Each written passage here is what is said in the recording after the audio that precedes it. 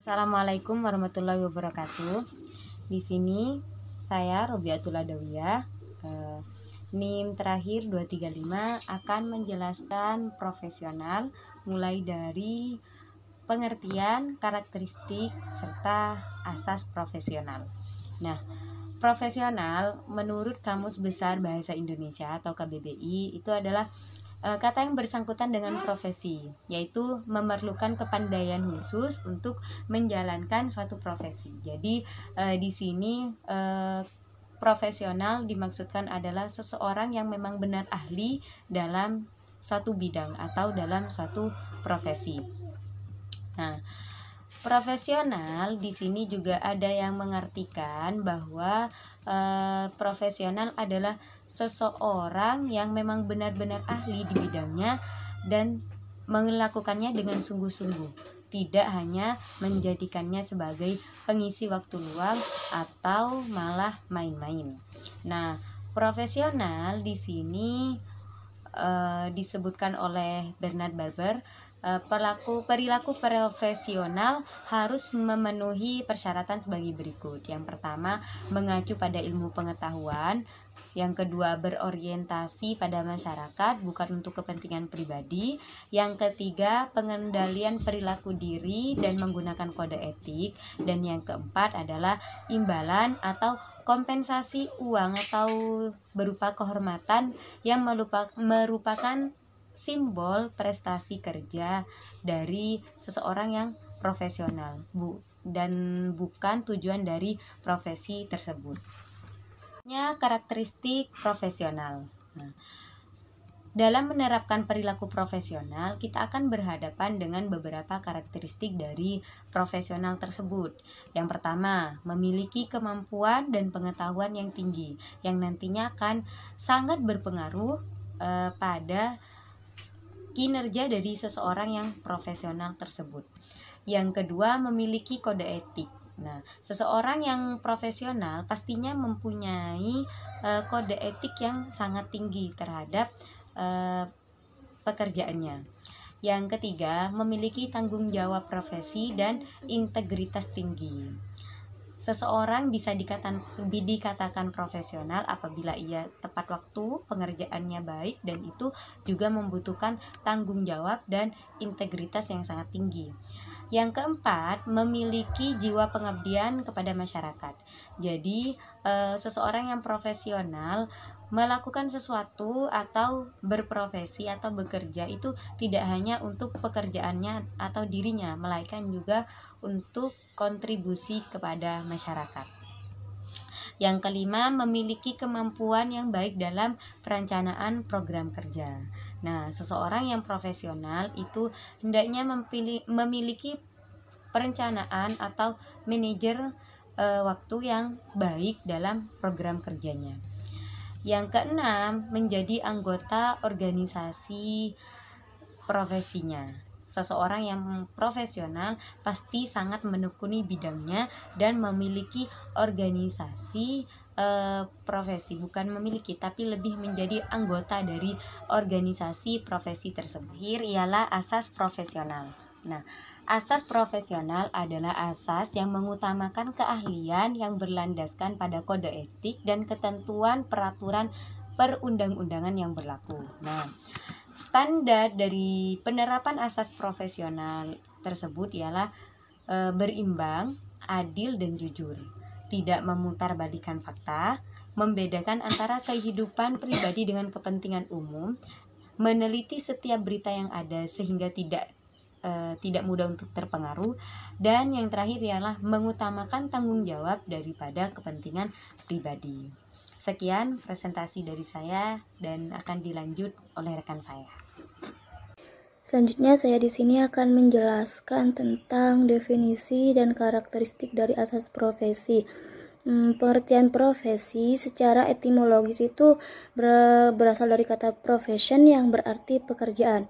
Secara leksikal, perkataan profesi itu ternyata mengandung berbagai arti dan pengertian. Yang pertama itu profesi menunjukkan dan mengungkapkan suatu kepercayaan. Secara sosiologis, Vollmer dan Mills mempersepsikan bahwa profesi itu hanyalah merupakan jenis model atau tipe pekerjaan ideal saja, karena dalam realistisnya bukanlah hal yang mudah untuk mewujudkannya. Untuk selanjutnya, karakteristik dari profesi itu sendiri. Yang pertama, pekerjaan itu mempunyai fungsi dan signifikan sosial karena diperlukan mengabdi kepada masyarakat. Yang kedua, profesi menuntut keterampilan tertentu yang diperoleh lewat pendidikan dan latihan yang lama dan intensif serta dilakukan dalam lembaga tertentu yang secara sosial dapat dipertanggungjawabkan.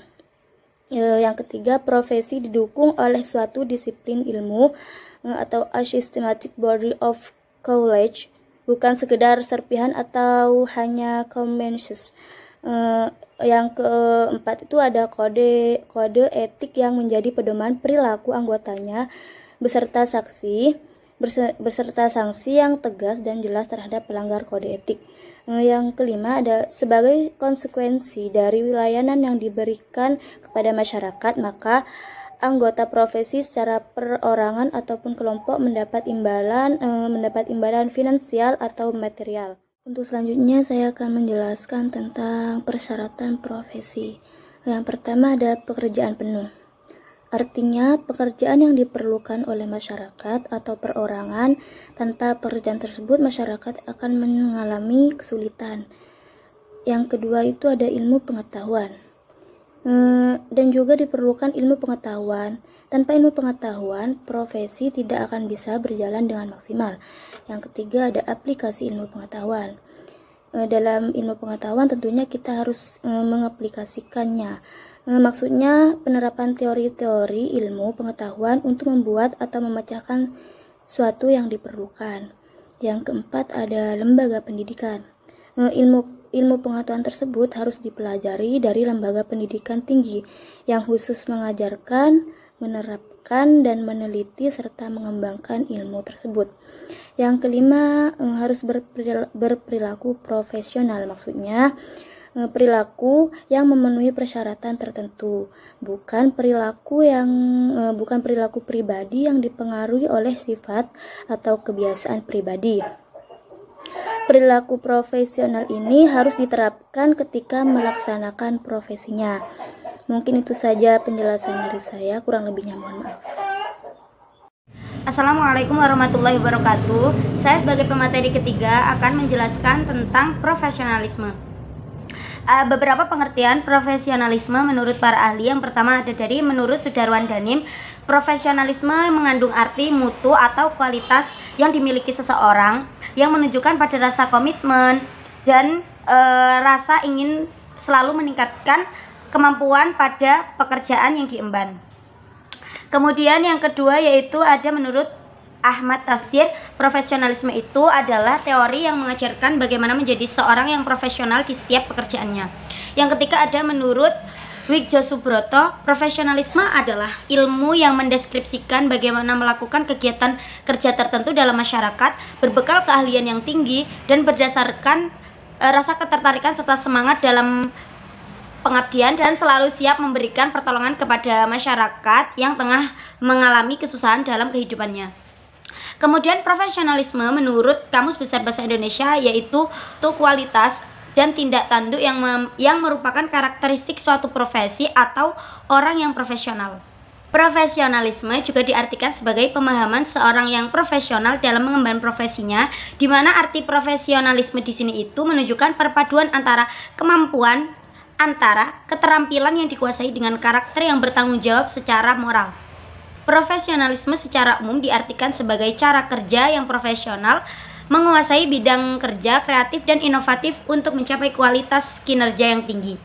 Dari beberapa pengertian profesionalisme tadi dapat disimpulkan bahwa profesionalisme itu istilah yang diberikan kepada seseorang yang bertanggung jawab, berketerampilan tinggi, memiliki sifat mementingkan orang lain, serta berkomitmen untuk selalu meningkatkan kualitasnya terhadap tugas atau pekerjaan yang diemban. Kemudian ada karakteristik profesionalisme.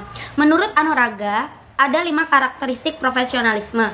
Yang pertama yaitu ada profesionalisme itu mentargetkan kesempurnaan hasil sehingga selalu meningkatkan mutu dan kualitas kinerja. Yang kedua, profesionalisme mengharuskan adanya kesungguhan dan ketelitian kerja yang hanya didapat dari pengalaman dan kebiasaan. Yang ketiga, profesionalisme menuntut ketekunan dan ketabahan.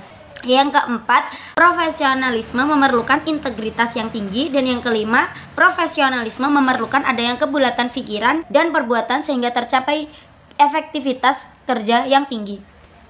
Sedangkan menurut Masrur Hashim dan Joko Prasetyo terdapat 4 karakteristik profesionalisme. Yang pertama, memiliki keterampilan yang tinggi dalam suatu bidang serta kemahiran dalam mempergunakan peralatan tertentu yang diperlukan dalam pelaksanaan tugas yang bersangkutan dengan bidang tersebut. Yang kedua, memiliki ilmu dan pengetahuan serta keahlian dalam menganalisis suatu masalah dan peka di dalam membaca situasi dengan cepat, tepat, dan cermat dalam mengambil keputusan yang terbaik. Yang ketiga, memiliki sikap berorientasi ke depan sehingga kemampuan mengantisipasi perkembangan lingkungan sekitar. Yang keempat, memiliki sikap mandiri berdasarkan keyakinan akan kemampuan pribadi serta terbuka terhadap pendapat orang lain namun cermat dalam memilih yang terbaik untuk diri sendiri dan perkembangan pribadinya. Kemudian ada asas profesionalisme.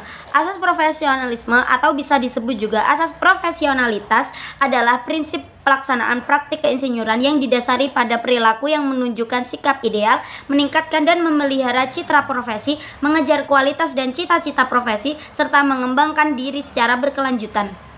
Asas profesionalisme merupakan asas yang penting dalam penyelenggaraan pemerintahan, dikarenakan asas ini mengandaikan bahwa setiap PNS sebagai salah satu unsur aparatur negara yang berperan selaku pelayan masyarakat harus mempunyai keahlian dan kemampuan yang tinggi dalam pelaksanaan tugas atau pekerjaannya. Dengan kata lain, seorang PNS harus memiliki kompetensi atau keterampilan yang dipersyaratkan untuk melaksanakan pekerjaannya. Nah, prinsip tersebut harus dibarengi dengan berlandaskan kode etik, yaitu seorang PNS harus menguasai suatu keahlian, juga harus memiliki sikap perilaku tertentu seperti tanggung jawab dan jujur atas pekerjaannya. Sekian penjelasan dari saya, kurang lebihnya mohon maaf. Wassalamualaikum warahmatullahi wabarakatuh. Materi selanjutnya akan dijelaskan oleh Mbak Uyun. Assalamualaikum warahmatullahi wabarakatuh. Saya Quratul Unin. Saya di sini sebagai pemateri yang terakhir akan menjelaskan tentang profesionalisme secara umum dan profesionalisme secara Islam. Sebenarnya di antara keduanya sama saja. Jadi bagaimana kita berusaha untuk bersikap menjadi seorang yang profesionalis, tapi memang ada beberapa hal yang membedakan di antara keduanya. Dalam profesionalisme kerja secara umum, menurut Sumardi dijelaskan bahwa untuk menjadi seseorang yang profesionalis memerlukan setidaknya 4 muatan atau prinsip. Prinsip yang pertama adalah afiliasi komunitas, yaitu menggunakan ikatan profesi sebagai acuan, termasuk di dalamnya organisasi formal atau kelompok-kelompok kolega informal sumber ide utama pekerjaan. Yang kedua, kebutuhan untuk mandiri. Seseorang yang ingin memiliki sifat profesionalis, dia harus bisa mampu dan bijaksana dalam membuat keputusan. Yang ketiga, keyakinan terhadap peraturan sendiri. Yang dimaksud adalah bahwa yang paling berwenang dalam menilai pekerjaan profesional adalah rekan sesama profesi, bukan orang luar yang tidak mempunyai kompetensi dalam bidang ilmu dan pekerjaan mereka. Yang terakhir adalah dedikasi dan profesi. Maksudnya dedikasi pada profesi. Dedikasi pada profesi dicerminkan dari dedikasi profesional dengan memiliki pengalaman dan kecakapan yang dimiliki. Kemudian profesionalisme kerja secara Islam. Sebagai umat Islam, kita tahu bahwa kita memiliki 3 aspek utama dalam ajaran Islam, yaitu Islam, iman, dan ihsan. Pasti teman-teman sudah tidak asing lagi kan dengan istilah 3 ini. Yang pertama adalah iman sebagai dasar profesionalisme. Seorang yang beriman melihat aktivitasnya sebagai ibadah. Jadi kita ketika mengerjakan sesuatu dan kita berusaha untuk menjadi seseorang yang profesionalis, kita harus menjadikan sesuatu yang kita lakukan itu sebagai ibadah, seperti itu, sebagai bentuk iman kita terhadap Allah SWT. Yang kedua, Islam sebagai ekspresi operasi. Seseorang yang bekerja dengan profesional akan memegang teguh syariat Islam dengan segala amalan ataupun ajaran Islam tentunya. Kemudian yang terakhir adalah ihsan. Ihsan siapa sih yang nggak tahu ihsan? Ihsan itu adalah ketika beribadahlah seakan-akan kita melihat Tuhan. Jika tidak bisa, mencobalah seakan-akan Tuhan melihat kita. Seperti itu, kurang lebih seperti itu dari ihsan. Jadi dapat kita simpulkan bahwa profesionalisme secara Islam, kita cukup memegang teguh 3 aspek utama tadi. Dengan itu kita akan bekerja dan menjadi seorang profesionalis yang baik. Terima kasih.